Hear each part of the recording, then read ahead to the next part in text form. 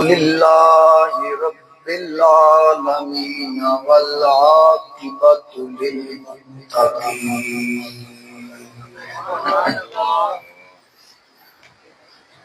الصلاۃ والسلام علی رسولہ ارسلہ علی رسولہ ارسلہ الی الناس کافۃ بشیرا ونذیرا وداعیا الی اللہ بإذنہ داعیا الی اللہ بإذنہ وسراجا منیرا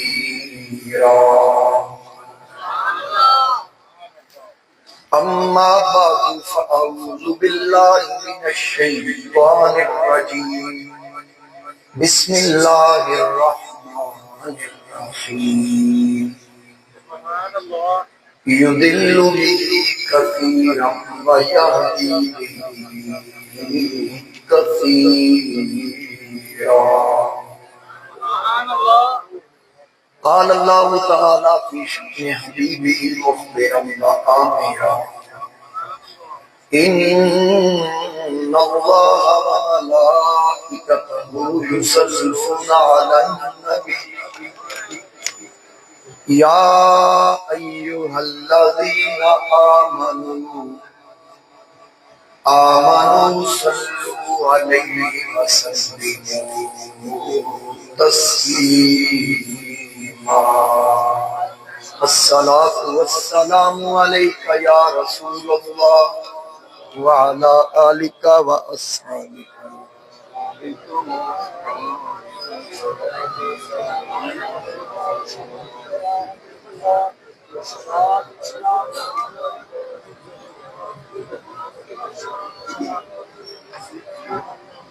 بسط واجب الاحترام معزز حاضرین و سامعین، میرے بزرگوں، دوستوں، نوجوان ساتھیوں، السلام علیکم ورحمۃ اللہ وبرکاتہ۔ ماہ ربیع الثانی کا آج دوسرا جمعہ ہے۔ پچھلے جمعہ جیسا کہ آپ نے سماعت کیا، میں نے حضور شہنشاہ بغداد محبوب سبحانی میرا محی الدین الشیخ السید عبدالقادر جیلانی حسنی حسینی بغدادی رحمت اللہ تعالی علیہ آپ کے حوالہ سے اور قرآن و سنت کی روح سے ایصال ثواب اس حوالہ سے اور شان اولیاء کے حوالہ سے قرآن کریم سے میں نے استدلال کیے اور آقا کریم علیہ السلام کے فرامین کے مطابق میں نے گفتگو کرنے کی سعادت حاصل کی۔ آج پھر اسی سلسلے کو آگے بڑھانے کے لیے میں نے اللہ رب العزت کے پاک کلام قرآن کریم برہان رشید کے پہلے پارہ میں سے مقدس کلمات حصول برکت کے لیے تلاوت کرنے کا شرف حاصل کیا، جس میں اللہ رب العزت نے ارشاد فرمایا یضل بہ کثیرا ویہدی بہ کثیرا۔ کئی لوگ وہ ہوں گے جو قرآن کریم کو پڑھ کر گمراہ ہو جائیں گے، اور کئی لوگ ایسے ہوں گے جو اس کو پڑھ کر ہدایت پا جائیں گے۔ یہ پہلا پارہ ہے، اس میں سے میں نے یہ کلمات تلاوت کی ہے، یعنی قرآن سے یہ واضح ہو رہا ہے کہ ہر قرآن پڑھنے والا ہدایت یافتہ نہ سمجھنا۔ سمجھ آ رہی ہے؟ مثال کے طور پر یہ قرآن کریم برہان رشید کا 17واں پارہ ہے میرے سامنے، سورہ حج، اس کی آیت نمبر 83۔ اس میں اللہ فرما رہا ہے کہ ان الذین تدعون من دون اللہ، وہ جنہیں اللہ کے سوا تم پوجتے ہو، جنہیں تم پوجتے ہو، جنہیں تم پکارتے ہو، من دون اللہ، اللہ کے سوا، لن یخلقوا ذبابا ولو اجتمعوا لہ، ایک مکھی نہ بنا سکیں گے اگرچہ سب اس پر اکٹھے ہو جائیں۔ یہ قرآن کریم کا 17واں پارہ یعنی 17واں پارہ سورہ حج ہے، اور اس کا جو آخری رکوع ہے وہ اسی آیت سے شروع ہو رہا ہے، یا ایھا الناس ضرب مثل فاستمعوا لہ، یہ یہاں سے شروع ہو رہا ہے۔ اے لوگوں، ایک کہاوت کی بات فرمائی جاتی ہے، اسے کان لگا کر سن لو، رب فرما رہا غور سے سن لو۔ آگے یہ بات آ رہی ہے، ان الذین تدعون من دون اللہ، وہ جنہیں تم اللہ کے سوا پکارتے ہو یا پوجتے ہو، لن یخلقوا ذبابا ولو اجتمعوا لہ، ایک مکھی نہ بنا سکیں اگرچہ سب اس پر اکٹھے ہو جائیں۔ ٹھیک ہو گیا، یہ قرآن کہہ رہا ہے۔ اب کچھ لوگ اسی آیت کو پڑھ کے ہاتھ کھڑا کر کے سینہ چوڑا کر کے بڑی بے باکی کے ساتھ کہتے ہیں کہ یہ دیکھ لو جی، جن ولیوں کو تم پکارتے ہو، جن نبیوں کو تم پکارتے ہو، وہ مکھی نہیں بنا سکتے، سارے بھی اکٹھے ہو۔ اب یہاں لوگوں نے دھوکہ دینے کی کوشش کی، لوگوں کو اللہ کے ولیوں سے دور کرنے کی کوشش کی، نبیوں کو بے بس ثابت کرنے کی کوشش کی، جبکہ یہ آیت بتوں کے لیے ہے، نبیوں یا ولیوں کے لیے نہیں ہے۔ یہ بتوں کے رد میں ہے۔ کفار ان کو پکارتے تھے، ان کو پوجتے تھے۔ بات سمجھ آ رہی ہے نا؟ اگر یہ بات ولیوں کی ہوتی، قرآن میرے مصطفیٰ کریم پر نازل ہوا، بتاؤ اس وقت کس ولی کی پوجا ہوتی تھی؟ اس وقت صحابی سے بڑا ولی کون تھا؟ میرے نبی سے بڑا ولی کون تھا؟ بات سمجھ آ رہی ہے نا؟ تو کیا معاذ اللہ ثم معاذ اللہ حضور علیہ السلام کی پوجا ہوتی تھی؟ نہیں، یہ لوگ دھوکہ دے رہے ہیں۔ یہاں اگر بقول ان کے سارے نبی اور ولی مل جائیں، مکھی نہیں بنا سکتے، مکھی اڑنے والی چیز ہے نا۔ تو اسی قرآن کریم کا 3واں پارہ اللہ رب العزت فرماتا ہے کہ جناب حضرت عیسیٰ علیہ السلام کو اللہ نے شان دی، انی اخلق لکم من الطین کہیئۃ الطیر فانفخ فیہ فیکون طیرا باذن اللہ۔ رب فرماتا ہے کہ میں نے عیسیٰ علیہ السلام کو یہ شان دی، یہ عظمت دی، یہ پاور دی کہ وہ مٹی کا پرندہ بنا کے اس میں دم کرتے ہیں، پھونک مارتے ہیں، اللہ کے اذن سے وہ اڑنا شروع ہوتا ہے۔ اب مجھے بتائیں، جو اس آیت سے یہ استدلال کر رہا ہے کہ نبی مل جائیں مکھی نہیں بنا سکتے، رب فرماتا ہے سارے نہیں، ایک عیسیٰ۔ سمجھ آ رہی ہے بات؟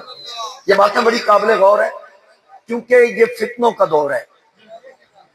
اس دور کے اندر ولیوں کی کرامتیں ہم مانتے ہیں، قرآن کریم کے اندر ولیوں کی کرامات بیان نہیں ہے۔ ولی کے پیچھے، اس کرامت کے پیچھے اللہ کی قدرت ہوتی ہے۔ جو ولی کی کرامت کا انکار کرتا ہے وہ قدرت الہی کا انکار کرتا ہے۔ لہذا ہم کرامتیں بھی بیان کرتے ہیں، کرتے رہیں گے، لیکن چونکہ فتنوں کا دور ہے، اگر ہم کوئی کرامت بھی بیان کریں گے تو اس کا استدلال یا قرآن سے کریں گے یا مصطفیٰ کے فرمان سے کریں گے، کیونکہ یہ بہت ذمہ دار سٹیج ہے۔ اور یہاں آپ دور دراز سے تشریف لاتے ہیں، اور میری یہ خوش بختی ہے اس وقت ہمارے درمیان یادگار اسلاف جناب حضرت علامہ مولانا صاحبزادہ پیر سید مدثر عزیز شاہ صاحب آپ تشریف فرمائے، آستانہ عالیہ بدلی والا شریف خوشاب سے آپ تشریف لائے۔ یہ میری سعادت ہے کہ آپ یہاں تشریف فرما رہے ہیں۔ اللہ تعالیٰ آپ کے علم و عمل، مقام و مرتبہ کے اندر برکتیں عطا فرمائے۔ تو حاضرین کرام، میں عرض یہ کر رہا ہوں کہ اگر سارے مل جائیں بقول ملا کے یا بقول مولوی کے، مکھی نہیں بنا سکتے۔ مولا فرما رہا ہے کہ ایک عیسیٰ پورا پرندہ بنا سکتا ہے۔ اچھا مجھے یہ بتائیں، زندگی موت دینے والا کون؟ سارے بولے اللہ۔ زندگی دینے والا اللہ، موت دینے والا اللہ، بے شک اس میں کوئی شک نہیں، لیکن یاد رکھنا کبھی وہ بالواسطہ زندہ کرتا ہے، کبھی بلا واسطہ، کبھی بالواسطہ اور کبھی بلا واسطہ، یہ اس کی مرضی ہے، وہ علی کل شیء قدیر ہے، ان الحکم الا للہ، اس کی مرضی کے بغیر کوئی پتہ بھی نہیں ہل سکتا، کوئی ذرہ نہیں ہل سکتا۔ یاد رکھیے گا اس کے امر، اس کے حکم کے بغیر نہ کوئی نبی نہ کوئی ولی علم رکھتا ہے نہ طاقت رکھتا ہے۔ نبی کے معجزے کے پیچھے بھی اللہ کی قدرت ہے، ولی کی کرامت کے پیچھے بھی اللہ کی قدرت ہے۔ بس ان باتوں کو ذہن میں رکھیں۔ اب میں نے ایک مثال دی کہ کبھی بلا واسطہ اور کبھی بالواسطہ، چونکہ آج کل حضور سیدی غوث اعظم شہنشاہ بغداد رحمت اللہ تعالی علیہ، آپ کی کیونکہ بے شمار کرامات ہیں، بہت زیادہ آپ کی کرامتیں ہیں، تو آپ کی کرامتوں کو لے کر سوشل میڈیا پہ شور مچایا جا رہا ہے، یہ دیکھیں جی یہ مولوی کیا کہہ رہا ہے، یہ خلاف عقل بات ہے۔ تو میں ان عقل کے اندھوں کو کہنا چاہتا ہوں کرامت کی تعریف ہی یہ ہے کہ جو خلاف عقل ہو۔ اب ان جاہلوں کو کون سمجھائے؟ کرامت ہوتی وہ ہے یعنی ایسا فعل جو کسی ولی کی طرف سے سرزد ہو اور وہ خلاف عقل ہو، نبی کی طرف سے ہو خلاف عقل وہ پہنچ جائے، اللہ کی طرف سے ہو ڈائریکٹ وہ اس کی قدرت ہے۔ نبی کے معجزے کے پیچھے بھی اللہ کی قدرت، ولی کی کرامت کے پیچھے بھی اللہ کی قدرت، یہ باتیں ذہن میں رکھیں۔ اب حضور سیدی غوث اعظم کی ایک مشہور کرامت کہ آپ ایک مقام سے گزر رہے تھے، ایک عیسائی اور مسلمان آپس میں جھگڑ رہے تھے، ایک تو یہ کرامت ہے کہ عیسائی اور مسلمان آپس میں مباحثہ کر رہے، گفتگو کر رہے، حضور غوث اعظم وہاں سے گزرے، آپ نے پوچھا بھائی کیوں جھگڑ رہے؟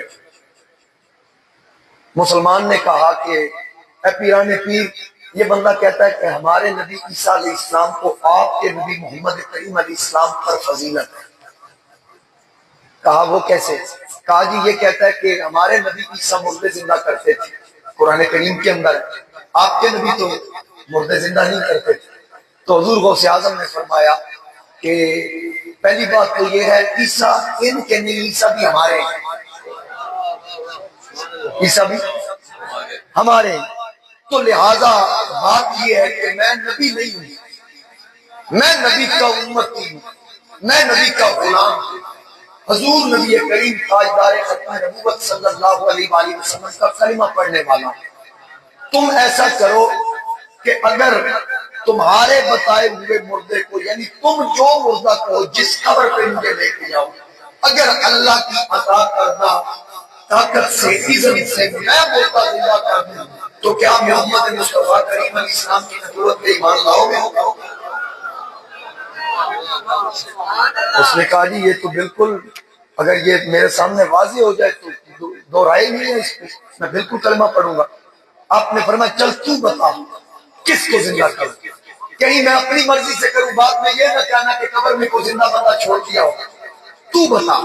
وہ ایک پرانی بوسیدہ قبر پر جا کے کہتا ہے اس قبر والے کو زندہ کرو، اتقوا فراست المؤمن فإنه ينظر بنور اللہ۔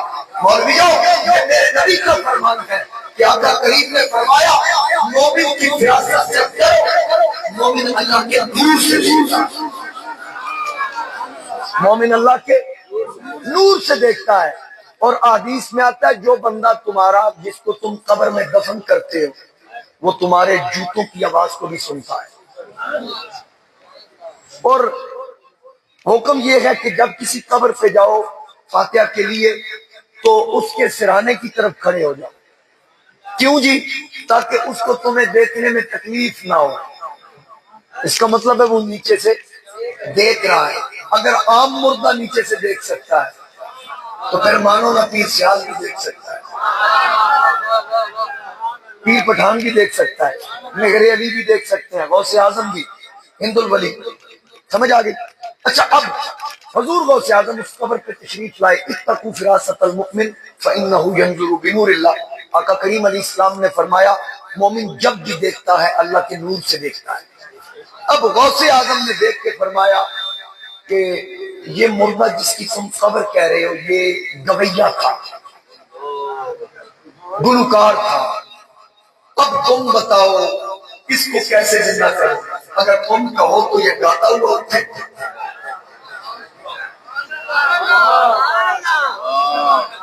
بعض اشہد کی غلامی سے نگاہیں پھرنی، دیکھ اڑ جائے گا ایمان کا طوطا تیرا۔ اعلیٰ حضرت فرماتے ہیں دیکھ اڑ جائے گا ایمان کا طوطا تیرا۔ اور بعض اشہد کی غلامی سے یہ آنکھیں پھرنی، شہباز بھورے رنگ والا، شہباز لامکانی، بعض اشہد کی غلامی سے یہ آنکھیں پھرنی، دیکھ اڑ جائے گا ایمان کا طوطا تیرا۔ راج کس شہر میں کرتے نہیں تیرے خود نام، باج کس نہر سے لیتا نہیں دریا تیرا۔ اب اس کی میں تشریح میں نہیں جا رہا، میں وقت بچا رہا ہوں۔ باج کس نہر سے لیتا نہیں، اب معصوم جو نہر سے لیا جاتا ہے، باج کس نہر سے لیتا نہیں دریا تیرا۔ اچھا، اب اصل بات یہ ہے اپنے اپنے نصیب اور اپنے اپنے مقدر کی بات ہے۔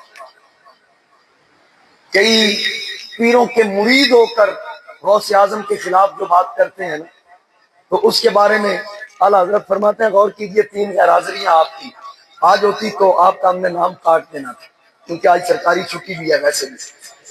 اچھا، جو کسی شیخ کے مرید ہونے کے باوجود غوث اعظم کے خلاف بات کریں، ان کے حوالے سے سیدی اعلیٰ حضرت کیا فرما رہے ہیں؟ اعلیٰ حضرت فرماتے ہیں شاخ پہ بیٹھ کے جڑ کاٹنے کی فکر میں ہے، شاخ پہ بیٹھ کے جڑ کاٹنے کی فکر میں ہے، کہیں نیچا نہ دکھا دے تجھے شجرہ کا۔ الفاظ دیکھیے جی، کہیں نیچا نہ دکھا دے تجھے شجرہ کے، تجھ سے در، در سے صد، اور صد سے ہے مجھ کو نسبت، میری گردن میں بھی ہے دھول کا ٹھوڑا، اس نشانی کے لئے ہے تمہارے حشر تک میرے گلے میرا یہ پٹا تھا، کیا کبے جس پہ حمایت کا ہو پنجہ تیرا، شیر کو خطرے میں لاتا نہیں کتا تیرا۔ شیر کو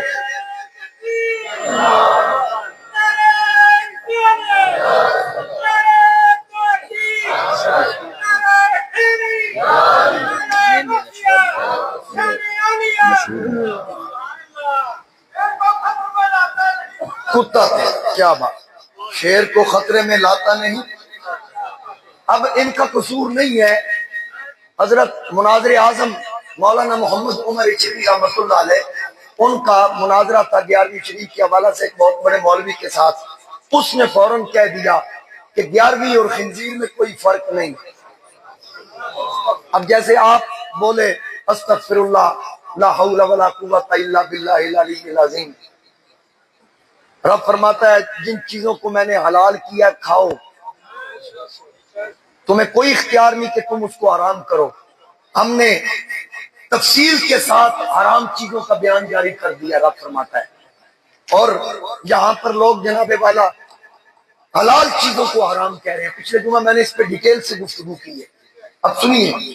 اب ان کا قصور نہیں، اس مولوی نے کہہ دیا تو وہاں لوگ کھڑے ہو گئے ہماری طرف سے، حضور مناظر اعظم نے فرمایا خیر تو خیر، جس کو میں نے جواب دینا، آپ میں سے کوئی نہ بولے کیونکہ اس کی بات میرے ساتھ ہے۔ مولوی صاحب آپ نے کہا 11ویں اور خنزیر میں کوئی فرق نہیں، لہٰذا مجھے 11ویں کے ذائقے کا پتہ ہے، مجھے خنزیر کے ذائقے کا نہیں پتا۔ آپ نے کہا دونوں میں فرق نہیں، اس کا مطلب ہے آپ نے دونوں کھائے ہوئے۔ اپنی طرف سے کوا بھی حلال لکھ دیا، گدا بھی حلال لکھ دیا۔ اعلیٰ حضرت یار بریلی کا امام بھی کیا یہاں بھی پیچھے نہ رہے۔ امام اہل سنت الشاہ امام احمد رضا خان رحمۃ اللہ علیہ یہاں کیا فرما رہے ہیں؟ فرماتے ہیں پڑی ہے اندھے کو، سنیے ذوق نہ آیا نا تے سبحان اللہ تواڈی کون واپس کر دیں۔ فرماتے ہیں پڑی ہے اندھے کو عادت کے شور بے ہی سے کھائے، پڑی ہے اندھے کو عادت کہ شور دے ہی سے کھائے، بٹیر ہاتھ نہ آئی تو زاغ لے کے چلے، بٹیر ہاتھ نہ آئی تو زاغ لے کے چلے۔ آگے سنیے، جو دین کبوں کو دے بیٹھے انہی کو یکساں ہے، جو دین کبوں کو دے بیٹھے انہی کو یکساں، انہوں نے اجازت ہے کلاغ لے کے چلے یا الاغ لے کے چلے۔ اور تو نہیں پتا کلاغ کیے کہ الاغ کیے، کلاغ لے کے چلے یا الاغ لے کے چلے، مطلب وہ فرماتے ہیں کہ جو دین کبوں کو جڑے جنہاں نے دین اس کبا حلال دین ہی کبھی ہمیں حوالے کر دیتا اور انہوں نے چھوٹے بھاوے اوقات کھان کے بھاوے کھوتے کھانے، کلاغ کبھی کو کہتے ہیں، الاغ گدے کو کہتے ہیں۔ کیا بات ہے، کیا بات ہے، کیا بات ہے، کیا بات ہے۔ اور یہ کون سا کلام ہے آپ کو پتا ہے حضرت اس کا مطلب کیا ہے؟ لحد میں عشق رخ شاہ کا داغ لے کے چلے، اندھیری رات سنی تھی چراغ لے کے چلے۔ سمجھ آ گئی؟ تیرے غلاموں کے نقش قدم ہے راہ خدا، وہ کیا بہت سکے جو یہ سراغ لے کے چلے۔ جنا بنے گی محبان چار یار کی بات جو اپنے سینے میں چار باغ لے کے، جو اپنے سینے میں۔ اور حضرت پیر نصیر الدین نصیر چراغ گولڑا اسی کلام کے اس کی پیروی میں لکھ رہے ہیں، اعلیٰ حضرت کی پیروی میں، چراغ لے کے جو اشاق مصطفیٰ کے چلے، ہوائے تند کے جھونکے بھی سر جھکا کے چلے۔ اصل میرے پیر صاحب دا کلام آئے نا تو پھر چونکہ میں اندروں باروں چشتی ہاں، سبحان اللہ، یہاں چشتی بھی ہیں، نقشبندی بھی ہیں، قادری، سہروردی، مجددی، اویسی، سارے سلاسل کے لوگ بیٹھے ہیں۔ والا حضرت فرماتے ہیں مزرعہ چشت بخارا و عراق و اجمیر، کون سی چشت پہ برسا نہیں جھالا تھا، کون سا سلسلہ ایسا ہے کہ جہاں حضور شہنشاہ بغداد کا فیض نہ پہنچا۔ حضرت چراغ گولڑا شاہ نصیر الدین نصیر آپ فرماتے ہیں چراغ لے کے جو اشاق مصطفیٰ کے چلے، ہوائے تند کے جھونکے بھی سر جھکا کے چلے، ہوائے تند کے جھونکے بھی سر جھکا کے چلے، غلام حشر میں جب سید الورا کے چلے، لیوائے حق کے سائے میں سر اٹھا کے چلے، نظر پاک میں پاکیزگی پڑے ان پر، مسافران لحد اس لیے یہاں کے چلے۔ اچھا کسی فقیر نے یہ مسئلہ بیان نہیں کیا کہ میت غسل کر کے کیوں جاتا ہے، کسی فقیر کی فقہ کی کسی کتاب میں توجیہ بیان نہیں، لیکن نصیر ملت توجیہ اپنے تخیلات کی دنیا میں بیان کر رہے ہیں۔ کہتے ہیں مرن والے نے قبر اچ نبی پاک کی زیارت کرنی، نہا دھو کے غسل کر کے ستھرا ہو کے جا تاکہ نظر با عالم پاکیزگی پڑے ان پر، مسافران لحد اس لیے نہا کے چلے۔ اور پروفیسر صاحب اشارہ کر رہے ہیں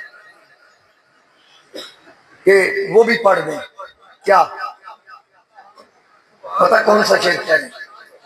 وہ کہہ رہے ہیں نشے کی علت حرمت میں تھا یہ پہلو بھی، نشے کی علت حرمت میں تھا یہ پہلو بھی،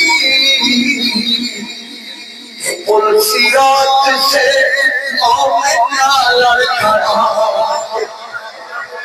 یہ پلسیات سے رضا ان سے اب وجد کرتے گزری کہ اے رب سلم صدائے محمد، یہ پلسیات سے مومنا لڑکھڑا کے چلے، نصیر ملک سوا کون ہے رسول ایسا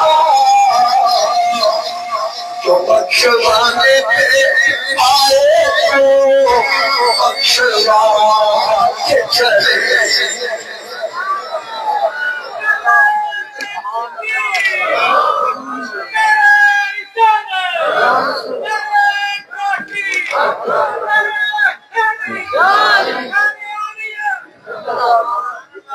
اچھا بات شروع کہاں سے ہوئی، میں پھر وہیں پہ آ جاؤں کہ اللہ کبھی دل واسطہ اور کبھی بلا واسطہ مردوں کو زندہ کرتا ہے. اس کی چند ایک مثالیں میں قرآن کریم سے عرض کر دوں، کیونکہ کئیاں نوں یہ بھی پڑھا ہے کہ جڑا دین مکے مدینے وچ ہے نا او آئمہ وچ یا اوتھوں دی حکومت نے جڑا نافذ کیتا دین ہوئی. تو کئی لوگ جن کو بنے ہوئے ابھی 200 سال نہیں ہوئے وہ کہتے ہیں ہمارا عقیدہ وہی ہے جو صدیق اکبر والا. میں کہا محمد بن عبد الوہاب نجدی تو پہلے اپنا عقیدہ تے ثابت کر، سانوں بھی پتہ لگے بھی تسی کدوں گئے. ساڈے کول تے تہاڈیاں درخواستاں پئیاں نے جڑیاں انگریز نوں دے کے تسی آکھیا ساڈا نام تبدیل کیتا جائے، جنہاں دیاں تختیاں انگریزاں نے دیتیاں.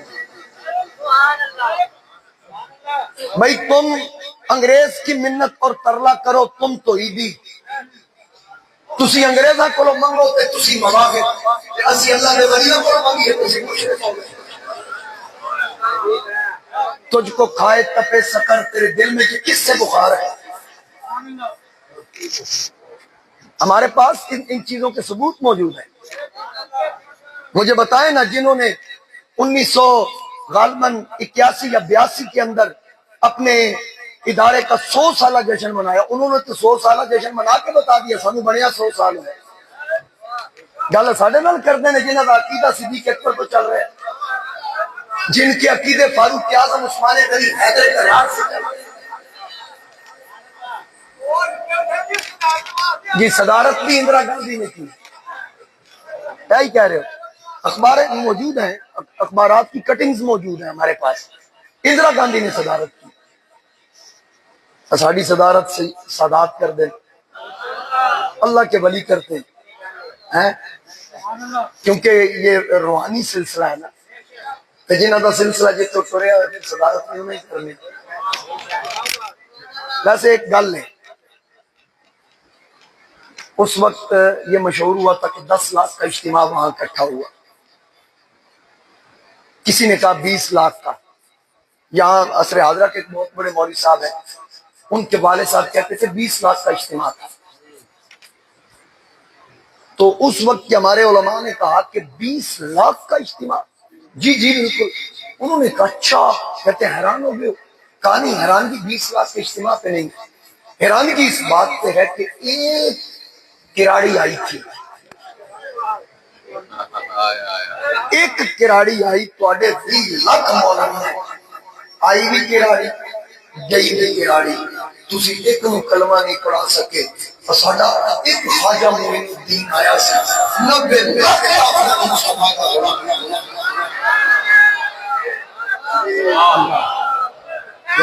رات آپ چلانا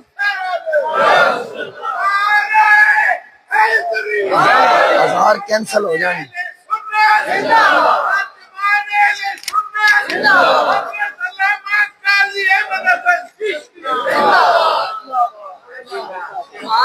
توجہ کریں گے. اچھا آزم اطاری صاحب نے نعرہ لگایا ہے، سارے نعرے اندر تسی اچھا جواب دیتا، جدو میرے نام کا نعرہ آیا تسی ڈھیلے. چلو آج میں موقع لینا تو ماشاء اللہ نہیں ہے تو ماشاء اللہ.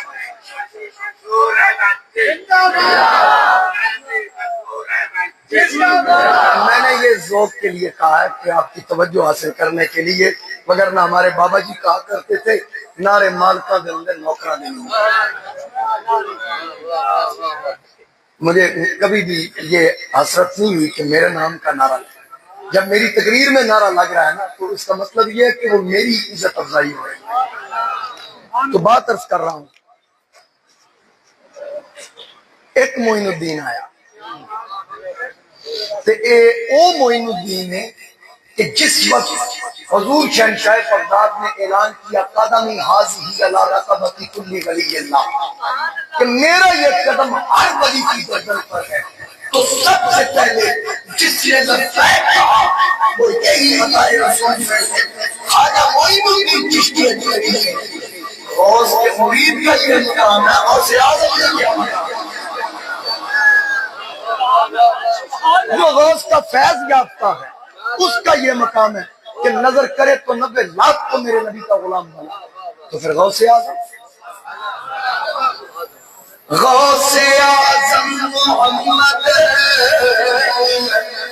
کا محبوب ہے، غوث اعظم زمانے کا سلطان ہے، غوث اعظم محمد کا محبوب ہے، غوث اعظم زمانے کا سلطان ہے،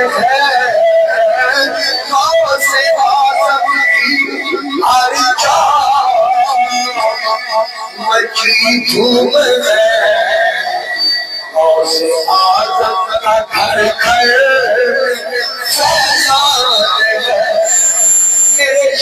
حضور غوث اعظم کا مزار بغداد شریف کے اندر، لیکن 11ویں صدی میں 11ویں شام میں 11ویں پاکستان ہندوستان پوری دنیا کے اندر غوث اعظم کا گھر گھر فیضان ہے، سارے ولیوں کی گردن جھکائی گئی،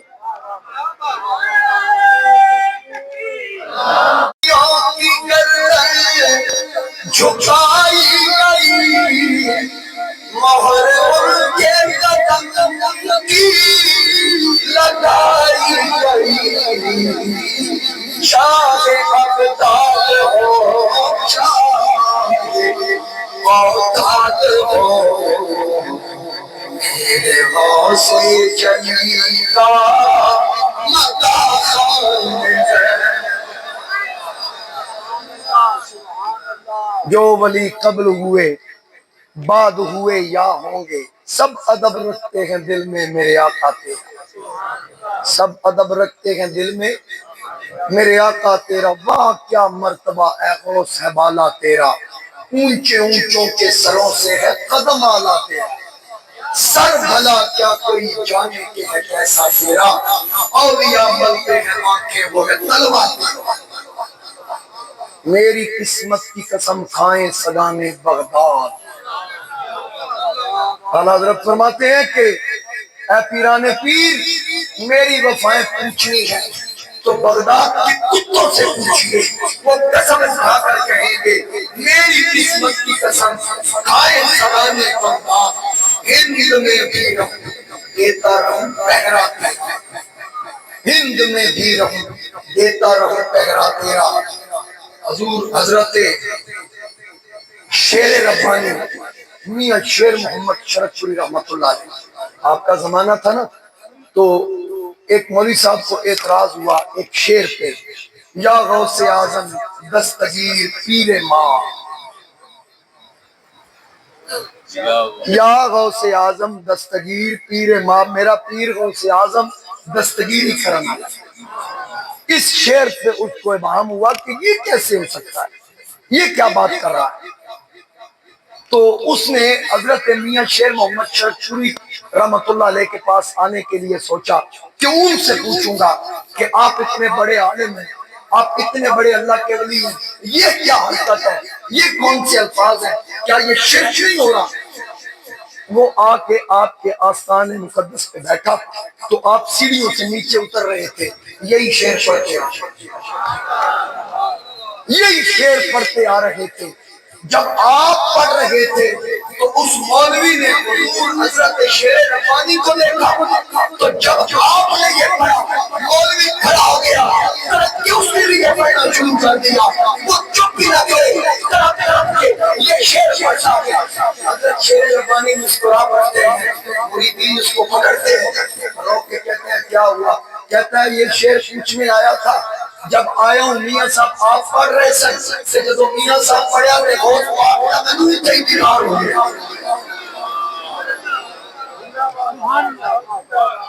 عارفوں کا بادشاہ حضرت سلطان باہو آپ فرماتے ہیں بے بغداد دی یہ نشانی تے اچھیاں لمیا چیاں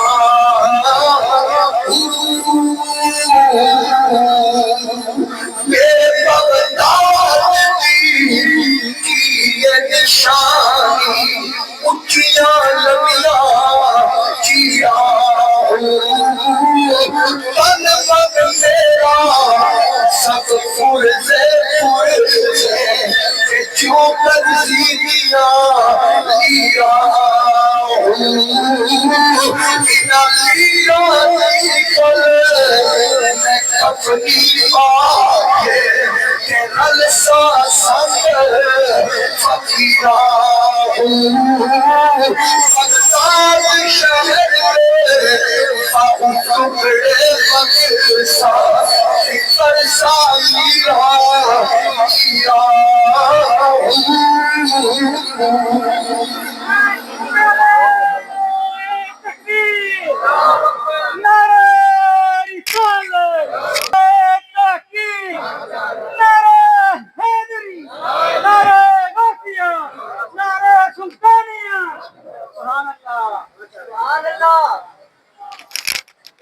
بغداد شہر دے ٹکڑے منسا کرسا میرا میرا قرآن استدلال کی طرف میں آ جاؤں جلدی سے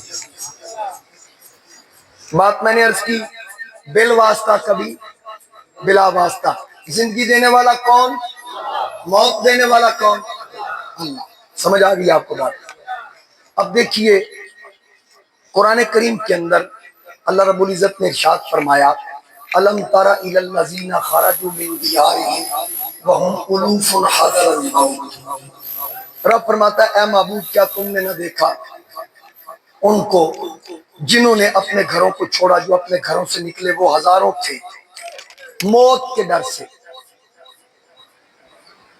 اب وہ کون تھے ایک بستی تھی وہاں پر طاعون پھیل گیا طاعون پھیلنے کے بعد جو مالدار لوگ تھے وہاں سے موت کے ڈر سے بھاگ گئے تو جو وہیں پہ رہے جن کے پاس وسائل نہ تھے ہجرت کرنے کے ان کی وہاں پہ موت واقع ہوگی کچھ بیمار ہو گئے پھر صحت یاب بھی ہو گئے تو وہ جو صحت مند تھے نا انہوں نے کہا کہ ہمارے بھی پیارے بچ جاتے وہ جو بھاگ گئے تھے ہم بھی ان کے ساتھ یہاں سے نکل جاتے تو موت سے بچ جاتے انہوں نے سمجھا کہ موت صرف یہیں پہ آنی تھی وہاں پہ نہیں آنی تھی ان کے ذہن میں شاید اللہ کی قدرت کا انکار تھا اب وہ جب یہاں سے طاعون ختم ہوا تو وہ بھاگنے والے جو یہاں سے نکلنے والے تھے وہ واپس آئے جب وہ واپس آئے تو پھر اللہ رب العزت نے طاعون کی بیماری پھیلا دی اب یہ یہاں سے سارے نکل گئے جہاں پر یہ آباد ہوئے وہاں پر اللہ نے ان سب کو موت دی سارے مر گئے تو وہاں دفنانے والا بھی زندہ نہ بچا کوئی سارے مر گئے اب لاشیں پڑی رہی گل سڑ گئی پھٹ گئے جسم بدبو پھیلنے لگی قریب ایک بستی تھی انہوں نے آ کے ان کے ارد گرد دیوار کھڑی کر دی چنوا دی تاکہ ہم بدبو سے بھی بچیں اور درندوں سے بھی بچیں جو ان کو کھانے کے لیے آئیں تو دیواریں چنوا دی اب وہ جسم گل سڑ گئے اب مفسرین کرام فرماتے ہیں وہاں سے اللہ کے نبی حضرت ذوالکفل کا گزر ہوا ان کا وہاں سے گزر ہوا تو انہوں نے اللہ کی بارگاہ میں دعا کی مولا ان کو زندہ کر بس یہ دعا کرنے کی دیر تھی وہ بوسیدہ جسم ان پہ پھر گوشت آ گیا انہوں نے دعا کی اللہ ان کی ہڈیوں کو جوڑ جب ہڈیاں جڑی عرض کی مولا ان پہ گوشت چڑھا عرض کی مولا ان کو زندہ کر تو اللہ کے نبی نے دعا کی اللہ نے ان کو زندہ کر اب اس میں سبب کون بنا حضرت ذوالکفل اس کا مطلب ہے کہ اگر اللہ کا پیارا رب کی بارگاہ میں دعا کرے تو رب مردے کو زندہ کر دے گا یہ میں نے استدلال قرآن سے کر دیا ہے تو مجھے بتائیں کہ اگر اللہ کا پیارا دعا کرے تو رب زندہ کر سکتا ہے تو غوث اعظم اللہ کا پیارا نہیں ہے جو سلطان الاولیاء ہے جس کی سٹیمپ سے ولی بنتے ہیں جس کی تصدیق سے ولی بنتے. اب جناب والا ایک تو یہ مثال ہو گئی. پھر تیسرے پارے کے اندر آ جائیں. یہ میں کئی مرتبہ مثال دے چکا ہوں, پھر تحدیث نعمت کے طور پہ عرض کر دوں. جناب ابراہیم علیہ السلام نے مردہ زندہ کرنے کا سوال کیا تو رب نے فرمایا فخذ اربعۃ من الطیر, 4 پرندے لے, فصرہن الیک, اپنے ساتھ ہلا لے, مانوس کرے. پھر ان کو ذبح کرنے کے بعد ان کے گوشت کو آپس میں مکس کریں. ثم اجعل علی کل جبل منہن جزءا, ان کے اجزاء جو ہیں مکس کرنے کے بعد پہاڑیوں پہ بکھیر دیں. ثم ادعوہن, پھر ان کو پکار. کن کو؟ مردوں کو. یار مجھے سمجھ نہیں آتی, مولوی قرآن پڑھ کے بھی کہتا مردے نہیں سنتے. اگر سنتے نہیں تو رب خلیل سے کیوں کہہ رہا مردوں کو پکار؟ بھائی خلیل سے رب فرما رہا مردوں کو پکاریے, اور خلیل علیہ السلام نے اللہ کے حکم سے ان کو پکارا. کیا تین مساجا, وہ اپنے جسموں کے ساتھ اپنے پروں کے ساتھ جڑ کے ان کے ساتھ خلیل کے پاس تھے, اپنے اپنے سروں میں آ کے فٹ ہو گئے. رب نے فرمایا میرے خلیل نے ایسے مردے زندہ کر. اب ان مردوں کو زندہ کرنے میں دعا خلیل کی تھی یا یہ کہہ لیں کہ ڈیمانڈ ان کی تھی؟ اللہ نے ان کو زندہ کر دیا. حضرت عزیر علیہ السلام کا واقعہ قرآن پاک کے اندر کہ 100 سال آپ ایک جگہ پہ ٹھہرے رہے, وہ بھی اسی قرآن پاک کے اسی تیسرے پارہ کے اندر.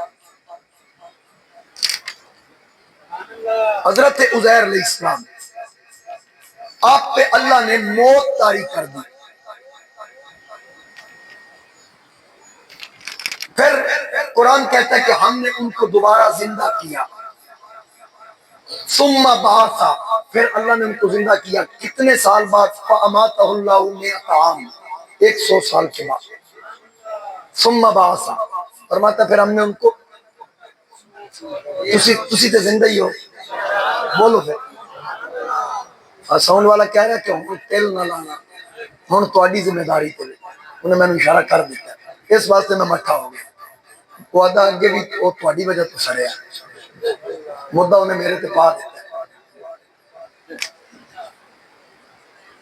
زندہ کیا. قال کم لبثت, رب فرماتا ہے پھر اللہ نے ان سے پوچھا عزیر علیہ السلام سے آپ یہاں کتنی دیر ٹھہرے؟ وہ سوئے تھے, موت طاری ہو گئی. رب نے پوچھا آپ یہاں کتنی دیر ٹھہرے؟ اب عزیر علیہ السلام نے عرض کی لبثت یوما او بعد یوم, یا اللہ میں یہاں دن بھر ٹھہرا ہوں یا کچھ کم, یا پورا دن یا ادھر تو گھاٹ. قرآن کتنا سال کہہ رہا ہے؟ عزیر کو کیا محسوس ہو رہا ہے؟ ایک دن بھی نہیں پورا, لگتا ہے میں ایک دن بھی نہیں ٹھہرا. فرمانا سکنا بل لبثت 100 عام, آپ کو پورا 100 سال ہو گیا. کتنے سال؟ 100 سال. اچھا 100 سال گھر سے چلے تھے, کھانے کے لیے کچھ چیز ساتھ تھی, شربت ساتھ تھا, گدھے پہ سواری کر کے آئے تھے. عرض کی مولا مجھے 100 سال ہو گیا. فرمایا 100 سال, بدن تو سلامت ہے, قبر میں بھی نہیں ہے, اوپن زمین پہ, قبر کے اندر نہیں ہے. یا اللہ اوپن زمین پہ میرا بدن ہے, کچھ بھی نہیں ہوا. فرمایا سجنا ہے تیرا بدن ہے, فنزل الی طعامک, وہ جو 1 سال پہلے تو اپنے کھانے کی چیزیں لے کر چلا تھا اور ان کو چیک کر, میں نے تو تیرا لنگر بھی سلام نہیں. آپ کا لنگر بھی سلامت ہے, آپ کا کھانا بالکل درست ہے. 100 سال کے بعد مجھے بتائیں کون سی ایسی چیز ہے جو 100 سال کے بعد بھی ٹھیک رہتی ہے؟ کھانے والی کوئی چیز, ایک چیز ہے شہد. شہد کی میعاد علماء نے نہیں لکھی, لیکن اتنا کہا کہ 2500 سال بھی پڑا رہے خراب نہیں, 2500 سال تک خراب نہیں ہوتا. کیوں؟ مکھی سے حضور علیہ السلام نے پوچھا کہ شہد کیسے بناتی ہے؟ اتنا میٹھا, مختلف پھلوں کے پھل پھلوں کے رس اور پھولوں کے رس چوس کے اس کو بولتی ہے۔ ہر رس تو میٹھا نہیں ہوتا لیکن یہ بڑا لذیذ ہوتا ہے۔ مکی کہتی ہے جی رسول اللہ ہم جب پھلوں اور پھولوں سے رس نکل دیتی ہے نچوڑ دیتی ہے چوس دیتی ہے پھر ادلنے سے پہلے آپ کے درود و سلام ہو یہ مٹھاس آپ کے ذکر کی برکت سے مولانا روم اس کو لکھ رہے ہیں۔ دیگر علماء امام سیوطی نے لکھا اب بتائیے کہ جس سے مکی درود بھیجے وہ 2500 سال سلام نہ ہو، جس محمد نے رب درود بھیجے اس محمد مصطفیٰ کے عیسیٰ پر برکت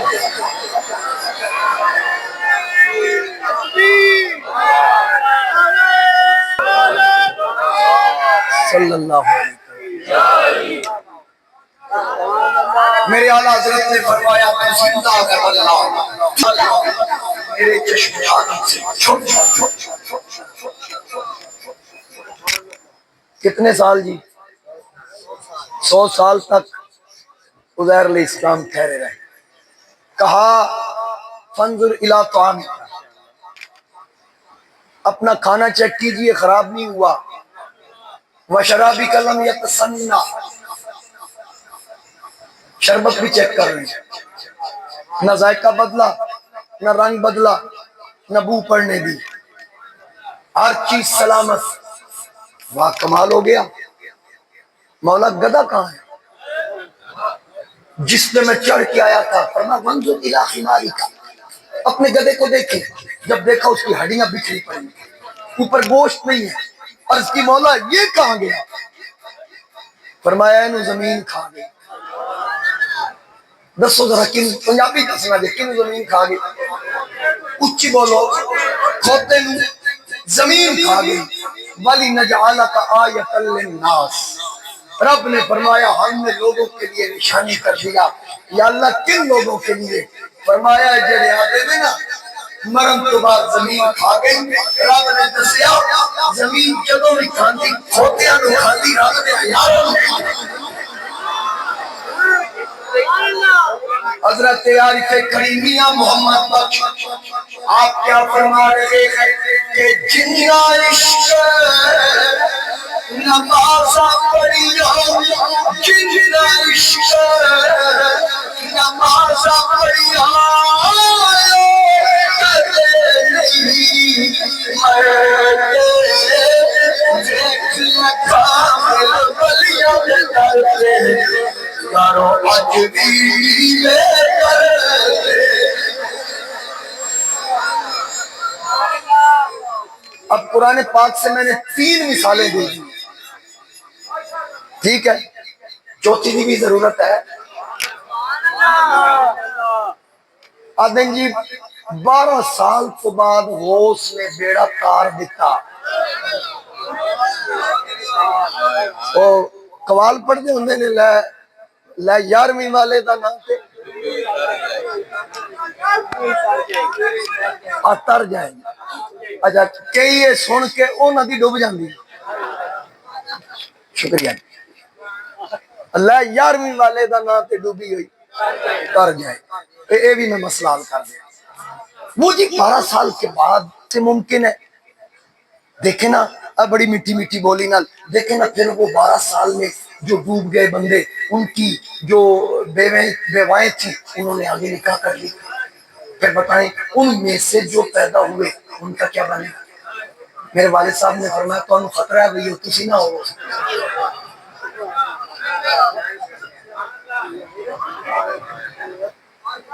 بھئی مجھے یہ بتائیں کہ 12 سال کے بعد غوث اعظم جس کو زندہ کریں تمہیں اس کی فکر لگ گئی کتنے عرصے کے بعد؟ اور اللہ کرے میں آیت لب جائے استدلال کرنا قرآن میں سبحان اللہ کہہ دے۔ 12 سال کے بعد کس کی فکر لگی؟ وہ جی پھر وہ بندے دوبارہ آئے ہوں گے تو پھر کیا بنا ہوگا؟ ان کی بیویوں نے آگے نکاح کر لیے پھر ان کا کیا بنا ہوگا؟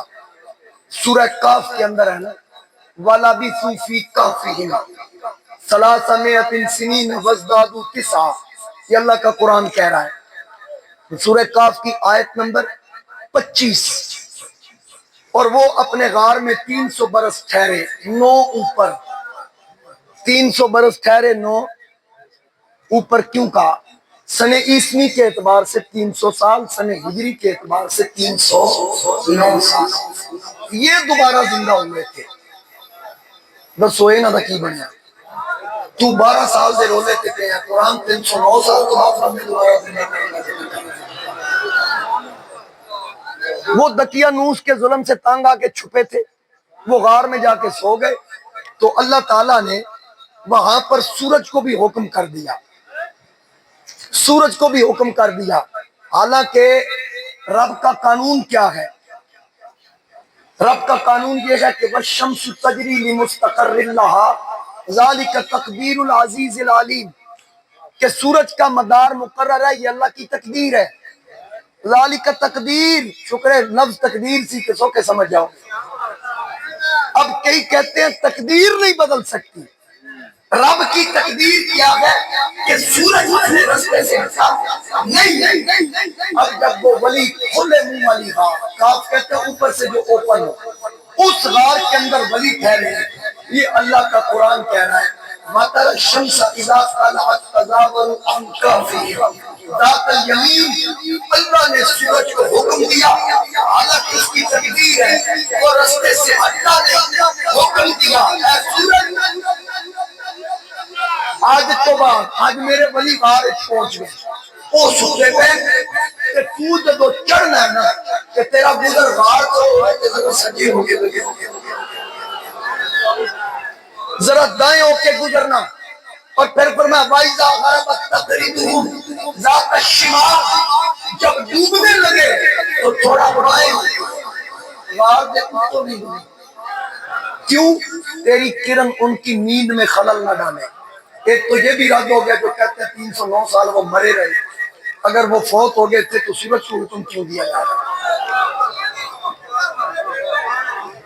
شکر ہے یار تھوڑے گل پلے پہ، سورج کو کیوں حکم دیا جا رہا ہے؟ اچھا مجھے یہ بتائیں، اگر وہ فوت ہو گئے تھے تو وَنُقَلِّبُهُمْ ذَاتَ الْيَمِينِ وَذَاتَ الشِّمَالِ، اللہ فرماتا ہے وہ سوئے رہے، ہم ان کے دائیں بائیں کروٹیں بدلتے ہیں۔ ہم مردے کی کروٹ بدلنے کی ضرورت ہے؟ رب کروٹ بدلتا ہے۔ تو 7 وہ تھے، زیادہ سے زیادہ یہ تعداد ہے، 7 وہ تھے۔ آگے فرماتا ہے کلبہم باسط ذراعیہ بالوسیط، ان کا کتا غار کی چوکھٹ پہ دامن پھیلا کے بیٹھ گیا۔ آئے صدقے بھائی، جس کتے دی نسبت ولیاں نال ہو جائے وہ جمیں بوے رب اون جی قرآن ایک ذکر کرے۔ اصحاب کاف وہ صحابی نہیں تھے، ولی تھے۔ اصحاب اور آگے کاف کھلے منہ والی غار کے ساتھی، اصحاب ان کو صحابی ہونے کی وجہ سے نہیں کہا گیا، وہ ولی تھے۔ عیسیٰ علیہ السلام کا دیدار نہیں کیا تھا، ان کا کلمہ پڑھا تھا۔ جو عیسیٰ کی امت کے ولی ہو ان کا مقام یہ ہے کہ جو مصطفیٰ کی امت کے ولی ہو۔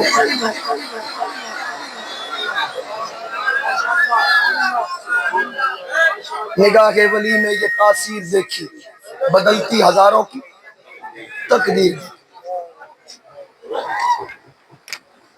وہ اقبال کا بھی شعر، نگاہ مرد مومن سے، آئے آئے آئے، نگاہ مرد مومن سے بدل جاتی تقدیر، نگاہ مرد مومن سے بدل جاتی تقدیر، شوہروں کے یقین پیدا کٹ جاتی زنجیر۔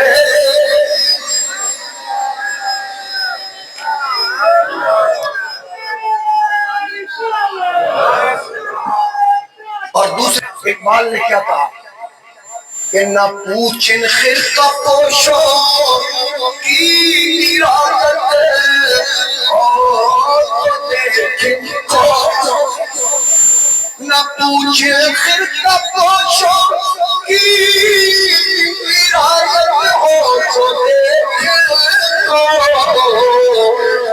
یہ پیسہ لیے بیٹھے میں اپنی آشتیوں میں، یہ دے بیضا لیے بیٹھے ہیں اپنی آستینوں میں۔ اللہ کے ولیوں کی شان، اللہ کے ولیوں کا مقام میں قرآن و سنت سے واضح کر چکا ہوں۔ اب ایک بات عرض کرتا ہوں، فراست کی میں نے بات کی تھی۔ فراست یہ تو ثابت ہو گیا نا کہ مردے کیسے زندہ ہوتے ہیں۔ قرآن سے میں نے کتنے استدلال کیے؟ 4۔ اجے پنجواں بھی میرے ذہن ہی آ گیا، سنوں میں کسی اور موقع بھی مؤخر کر دیتا۔ نہیں ٹائم نہیں ہے، توجہ رکھنا۔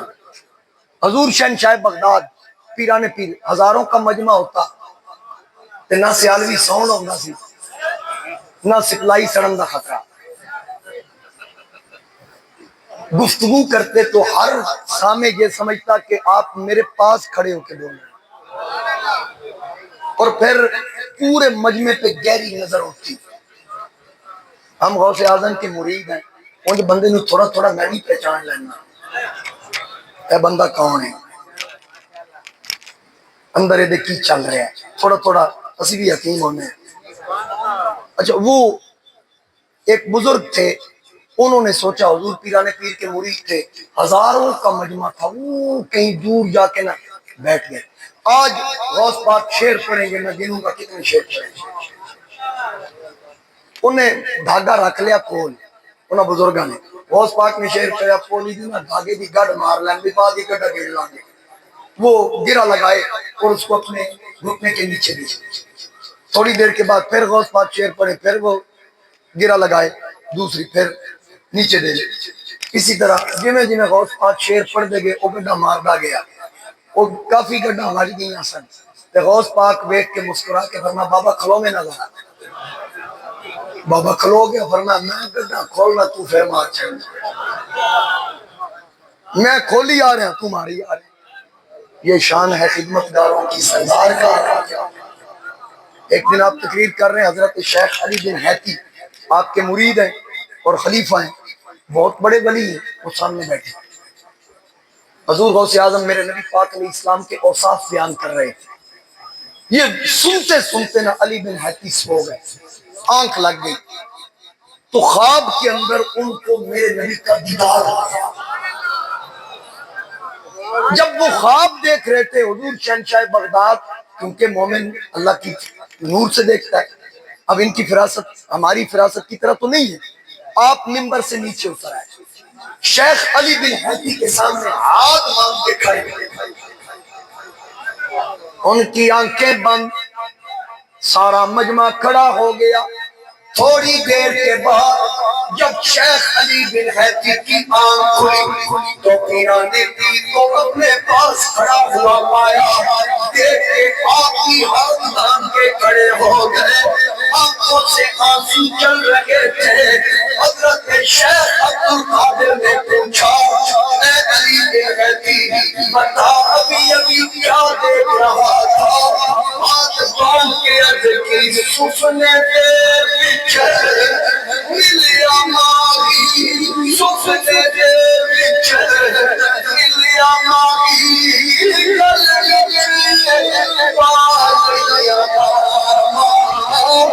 در دیواری اکھنا کھولا، کتے پیر بچھڑنا چاہا۔ اے پیران پیر، جس محبوب کا آپ ذکر کر رہے تھے، جن کے اوصاف، جن کے کمالات، جن کی زلفوں کا ذکر چل رہا تھا، میں خواب کے اندر ان کا دیدار کر رہا تھا، دل کو نہیں کرتا تھا کہ یہ آنکھ کھلتی، میں تو یہ چاہ رہا تھا کہ تن میرا سب چشمہ ہو کہ میں مرشد پہ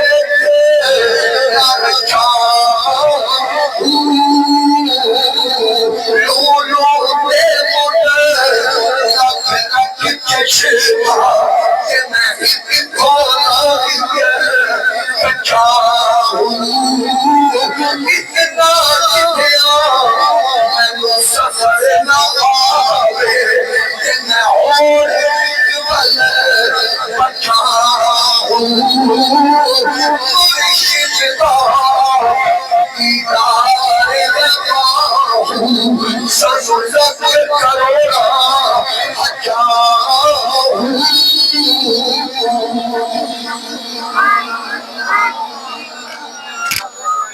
تو دیدار کر رہا تھا، آقا کریم نے اپنے دیدار سے نوازا، پھر پوچھا اب یہ بتاؤ میرے آقا دکھنے میں کیسے؟ کہا کیسے بتاؤں، اس صورت نو میں جانا تھا، اس صورت نو میں جانا تھا، جانا